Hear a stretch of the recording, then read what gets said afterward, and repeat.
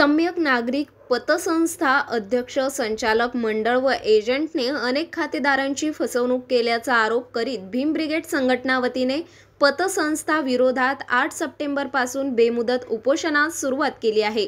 आज याच उपोषणाचा तिसरा दिवस असताना अचानक येथील उपोषणकर्ते विजय थोरात यांची सकाळी प्रकृती खालावली। अशातच भीम ब्रिगेड अध्यक्ष राजेश वानखेडेसह इतरांनी त्यांना तत्काळ जिल्हा सामान्य रुग्णालयात उपचारासाठी दाखल केले। आज उपोषणाचा तिसरा दिवस असताना सुद्धा खातेदारांनी आपली मागणी रेटून धरली।